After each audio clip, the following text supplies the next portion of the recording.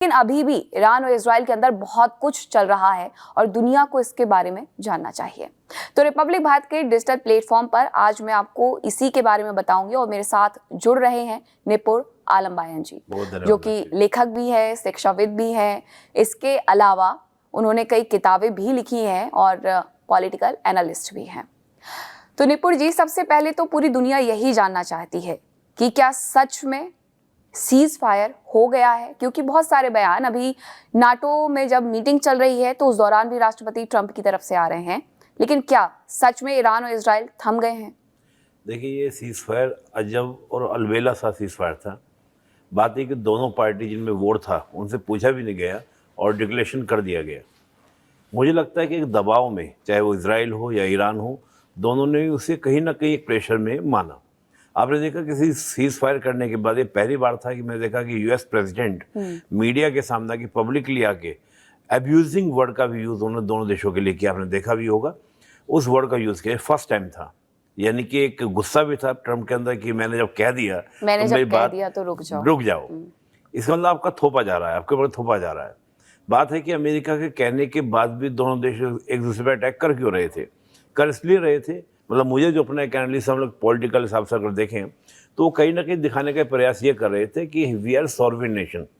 भले ही अमेरिका ने कुछ भी कह दिया लेकिन हम एक्सेप्ट नहीं करेंगे। डोनाल्ड ट्रंप इस बात की नाराजगी थी कि आई एम सुपर पावर, तुम मेरी बात नहीं मानोगे। ईरान तुम कैसे बोल सकते हो, और इसराइल तुम्हारी हिम्मत कैसे होगी, तुम वेपन देना मैं बंद कर दूंगा।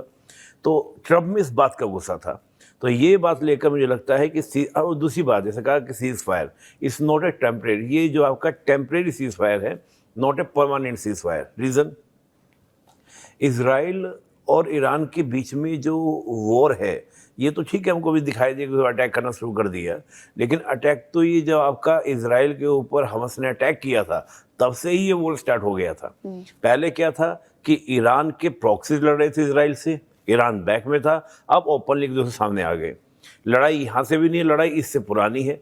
आप देखिए कि आज तक ईरान ने इजराइल को मान्यता नहीं दी है, और ईरान ये कहता है कि इजराइल इस पूरे वेस्ट एशिया में एक ट्यूमर की तरह, कैंसर की तरह है। जब तक मैं इसको खत्म नहीं कर दूंगा, जैसे इजराइल कहता है कि गाजा हमारे लिए जख्म है और इसका इलाज जरूरी है। इलाज जरूरी है। और यहाँ तक कहता है इजराइल कहता है ईरान को कि ईरान इज अ रोग स्टेट। ये एक टर्मिनोलॉजी है, इंटरनेशनल पॉलिटिक्स में यूज की जाती है।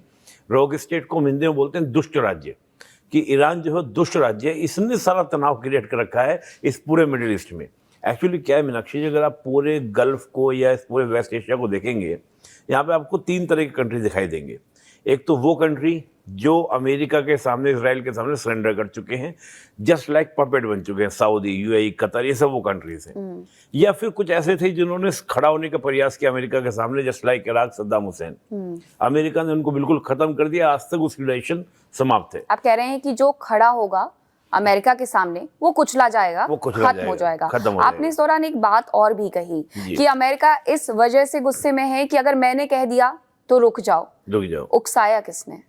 नहीं, देखिए अब लड़ने के लिए। हाँ, उकसाने वाली बात नहीं है। देखिए, जब तक क्या होगा कि इजराइल ये मानता है कि ईरान अगर अपना एटॉमिक वेपन बना लेता है तो ये सबसे बड़ा थ्रेट है किसके लिए? इजराइल के लिए। और इजराइल को जब वो कहता है कि मैं खत्म कर दूंगा तुमको, तो इजराइल के अस्तित्व की बात हो जाती है। और ईरान भी जो एटॉमिक वेपन बनाना चाहता है, देखिए एक बड़ा, मैं पूरे वर्ल्ड में पीएम मोदी हमारे बोलते भी हैं कि न्यूक्लियर ब्लैकमेलिंग की नहीं चलेगी, पाकिस्तान को लेकर बोला। मैं कई बार ये सोचता हूँ कि ऐसा क्यों कहते हैं, और मतलब पीएम मोदी ने ऐसा क्यों कहा। देखिए इसका कारण क्या था, रीज़न क्या था? न्यूक्लियर वेपन को यूज़ करना कोई भी कंट्री कब करेगा? तब करेगा जब उसको ये पता होगा मुझे भी मरना है या मुझे भी खत्म होना है। जब तक उसकी जान पे ना बनाए। नहीं, उसको तो जान पे बन जाए, ठीक है, लेकिन जब वो ये मान लेगा कंफर्म कि मुझे भी मरना है, क्योंकि जब आप न्यूक्लियर वेपन यूज़ करोगे तो रिप्लाई में उधर से भी होगा, तो आपका भी मरना निश्चित है। तो nuclear weapon just like a diplomacy, जो पीएम मोदी ने एक नई जो बहस छेड़ी पूरी दुनिया में कि nuclear weapon just like a diplomacy, इसको हम डिप्लोमेसी की तरह एक डेटरेंट से यूज़ कर रहे हैं। डेटरेंट मतलब यानी कि कोई हम पर अटैक ना करे। तो ईरान ये मानता है कि इजराइल, अमेरिका मेरे दुश्मन 1979 से हैं। इसके अलावा जो गल्फ के कंट्रीज़ हैं वो भी हमारे सपोर्ट में नहीं है। इवन साउथ जैसे कंट्री रीजन, एक तो सिया सुन्नी का रीजन है, वो सपोर्ट में नहीं है।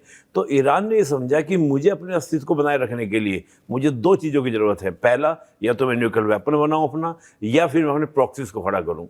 हुआ ये इन दिनों कि ईरान के प्रॉक्सीज को बिल्कुल ख़त्म कर दिया। इजराइल और अमेरिका ने। हूतीस पर अटैक किया किसने, बॉम्बार्डिंग की, अमेरिका ने। इधर हम देखें आपका हिजबुल्ला की हम बात करें, हमस की बात करें, 90% हिजबुल्ला और हमस डिस्ट्रॉय कर दिया गया इजराइल के द्वारा। तो अब ईरान के पास क्या बचा, नथिंग। अब आप देखिए इस कॉन्फ्लिक्ट में कोई देश रशिया के अलावा ओपन लिया है, रशिया ने भी ये नहीं कहा कि मैं तुम्हें वेपन दूंगा, मैं तुम्हें सपोर्ट करूंगा, इतना कहा कि अमेरिका को अटैक नहीं करना चाहिए। कोई भी देश तभी उतरता है जब उसे ये हो कि मेरे ऊपर अगर अटैक हुआ तो मैं भी सह लूंगा। और सब कोई जानते हैं कि रशिया एक लंबे वक्त से ऑलरेडी वॉर में है। जी। मेरा अगला सवाल आपसे ये है, जैसा कि आपने कहा कि ठीक है, इजराइल का डर मुझे समझ में आता है कि उसे डर होगा न्यूक्लियर वेपन इस्तेमाल होने का, लेकिन अमेरिका के मन में जो डर है, एक हजारों किलोमीटर दूर बैठे हुए देश को आखिरकार ईरान में बनते हुए न्यूक्लियर पावर प्लांट से दिक्कत क्या है? न्यूक्लियर पावर प्लांट तो हर जगह है, भारत में भी है, पाकिस्तान में भी है, अमेरिका के पास खुद है, तो उसे इस बात का डर क्यों सता रहा है कि ईरान ने अगर बना लिया तो बहुत बड़ा खामियाजा पूरी दुनिया को उठाना पड़ेगा? देखिए ये पॉलिटिकल साइंस का इसका उत्तर है। जो ये P5 कंट्रीज हैं, जिनको हम P5 कंट्री जो यूएनएससी के मेंबर हैं, सबसे पहले इन्होंने एटॉमिक वेपन बनाया। 1968 लास्ट था जो चाइना ने टेस्ट किया। इन्होंने फिर ट्रीटी लाई पूरी वर्ल्ड के सामने, एनपीटी इसको बोलते हैं। ये बोलते हैं 70 से पहले जिसने टेस्ट कर लिया वो न्यूक्लियर वेपन कहलाएगा, न्यूक्लियर वेपन वाला कंट्री कहलाएगा, उसको हम लीगल स्टेटस देंगे। आफ्टर दैट जो भी बनाएगा वो इनलीगल वेपन होगा।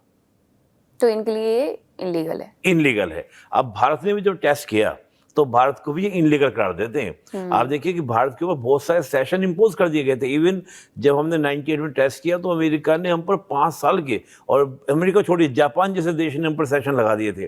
तब अटल जी ने, उस समय मुझे अच्छे से याद है, तो अटल जी ने कहा था कि हमें अपनी सॉवरेनिटी बनाने की बड़ी भारी कीमत चुकानी पड़ रही है। तब इंडियन डायस्पोरा भारत के मदद में आया था। तो ऐसा नहीं था। और आपको देखिए एक एनपीटी और आपने नाम सुना होगा सीटीबीटी। ये सीटीबीटी भी कब लाई थी, जब 95 में हम टेस्ट करने वाले थे, लेकिन अमेरिका को पता चला, अमेरिका ने प्रेशर डाला हमारे ऊपर, हमने बंद कर दिया। तो 96 में सीटीबीटी लेकर आए थे। हमने टेस्ट फिर कब किया, 98 में। और पोखरण के बारे में हर कोई जानता भी है कि वो कैसे हुआ, किस तरीके से छिप करके करना पड़ा वो था। इसलिए किया गया था मीनाक्षी जी क्योंकि 95 वाला अमेरिका ने पकड़ लिया था वो टेस्ट करते हुए, हमने छिप कर किया। तो आज भी भारत ने एनपीटी सीटीबीटी पर साइन नहीं किया। हम कहते हैं भेदभावपूर्ण नीति है। ईरान को इसलिए रोकना चाहता है अमेरिका, या ईरान हो, नॉर्थ कोरिया हो, जितने भी कंट्रीज हैं। अमेरिका ये कहता है कि ताकतवर देश को तो सुरक्षा के लिए न्यूक्लियर वेपन की जरूरत है, लेकिन जिस देश के पास में कुछ नहीं वो क्यों न्यूक्लियर वेपन बना रहा है। इसका मतलब ये वही देसी, अगर मैं सिंपल सी बात कहूँ कि जैसे एक ताकतवर व्यक्ति वो पिस्टल रख रहा है अपने पास में, फॉर्च्यूनर से जा रहा, कहीं से जा रहा है, तो सिक्योरिटी कंसर्न है। लेकिन एक राहगीर, राहजन जो कुछ भी नहीं है, फक्कड़ आदमी है, वो पिस्टल रख रहा है तो क्यों रख रहा है? ये अमेरिका का इन P5 कंट्रीज का कंसर्न है। ये कहते हैं कि पावर एक रेस्पॉन्सिबिलिटी के साथ आती है। आप रेस्पॉन्सिबिलिटी तो वर्ल्ड की ले रहे हैं, और पावर की आप बात कर रहे हैं, Y? That is the question.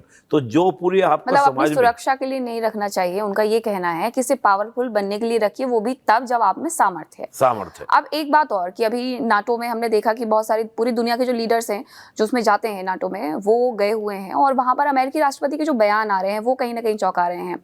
एक तरफ उन्होंने इजराइल और ईरान को आंखें दिखाई कि सब कुछ रोक दीजिए, सब कुछ बंद कर दीजिए।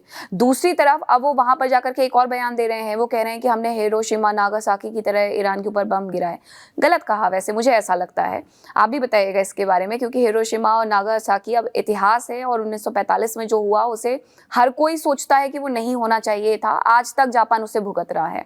मेरा सवाल ये है कि एक तरफ ईरान ने लड़ा, अमेरिका इस बात को लेकर के उसे प्रेज कर रहा है, अप्रिशिएट कर रहा है कि बहुत अच्छा लड़ा ईरान ने, और उसे नुकसान भी हुआ है, इसलिए वो तेल बेचना चाहता है तो बेचे, मैं उसे रोकूंगा नहीं। अमेरिका के राष्ट्रपति ये बयान देते हैं। दूसरी तरफ वो ये कहते हैं कि हमने हिरोशिमा और नागासाकी की तरह उनके ऊपर बम बरसाए हैं। कितना सही है? एक्चुअली डोनाल्ड ट्रंप ये कहना चाह रहे थे कि सेकंड वर्ल्ड वॉर जब चल रहा था 39 से चल रहा था, और 45 में जाकर समाप्त हुआ। कब हुआ? जब हमने हिरोशिमा और नागासाकी 2 शहरों पे बम गिराए। गिराते ही जापान ने सरेंडर किया, सरेंडर करते इटली और जर्मनी ने सरेंडर किया। हमने भी क्या किया, ईरान पे जब बम गिराए, हमने बॉम्बार्डिंग वहाँ पर की, तो ईरान ने सरेंडर कर दिया और ये कॉन्फ्लिक्ट समाप्त हो गया। उन्होंने तुलना करने का प्रयास किया कि जो मैंने स्टेप लिया था वो वैसा ही था, बड़ा हैवी और बहुत सोच समझ के मैंने स्टेप लिया था।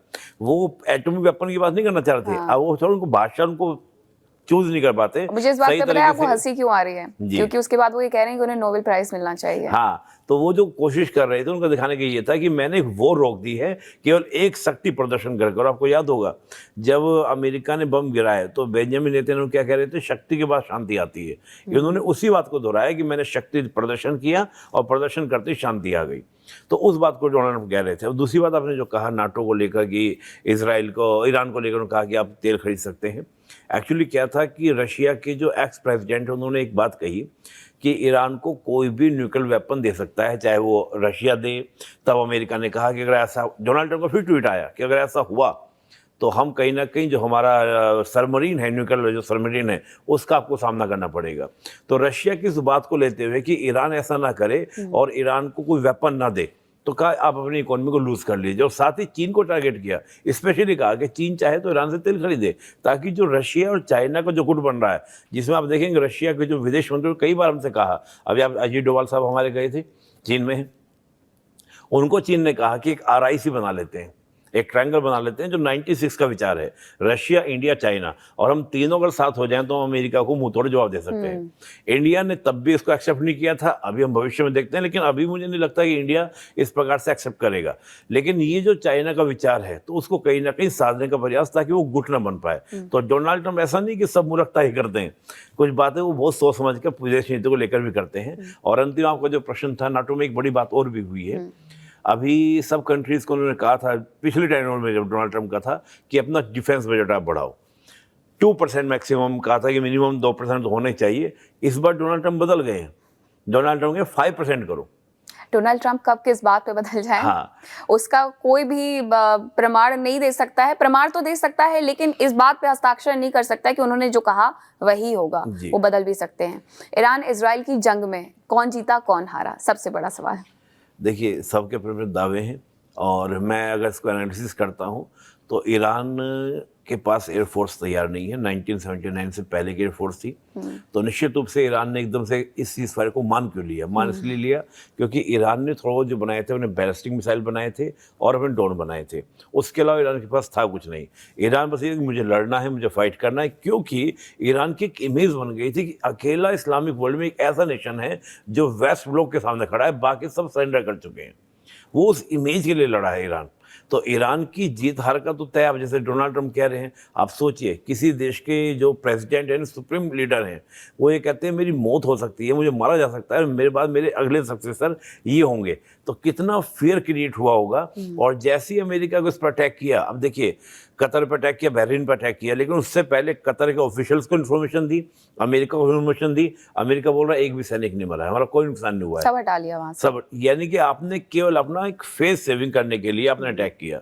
मीन डेट ईरान बिल्कुल घबराया हुआ था, इसमें कोई दो राय नहीं है। इजराइल अब भी पावर है, इजराइल अब ये आप देखिएगा हमश पे भी अटैक इजराइल करेगा और ज्यादा करेगा। हाँ, उन्होंने बोला भी है, अमेरिका के राष्ट्रपति ट्रंप ने भी इस बात का इवन जिक्र कर दिया है कि हम आने वाले वक्त में अब गाजा की तरफ जाएंगे। बिल्कुल, गाजा की तरफ जाएंगे तो पहली बात तो इजराइल ही जाएगा, इजराइल ही जाएगा। इजराइल को सपोर्ट करेंगे। तो मीन डेट आप ये कहें कि अब ठीक है, सारी दुनिया कह रही है। हालांकि ईरान ने, आपको देखा हो, ईरान के जो हमारे एम्बेसडर यहाँ पर भारत में बैठे हुए हैं, उन्होंने जय इजराइल जय हिंद कहा है। आपने सुना होगा, एक पूरा ट्वीट भी किया कि जय इजराइल जय हिंद। उसका ही बहुत बड़ा रीजन है कि हम इंडिया का थैंकफुल करते हैं फॉर दिस सीज फायर, जबकि इंडिया का कोई रोल नहीं था, कोई रोल नहीं था। लेकिन इंडिया हमेशा, भारत हमेशा ये जरूर कहता है कि हमारा पक्ष न्यूट्रल नहीं है, शांति का है। आलम बयान जी, आपने बहुत अच्छे से समझाया कि आखिरकार ये जो पूरा वॉर है वो रुका है या नहीं रुका है, सीज फायर हुआ है या नहीं हुआ है। तो रिपब्लिक भारत पॉडकास्ट में, रिपब्लिक भारत डिजिटल में हम आपको उन तमाम खबरों से रूबरू करवाएंगे जो टीवी में कहीं ना कहीं पीछे छूट सकती हैं, लेकिन डिजिटल पर नहीं। ऐसी ही तमाम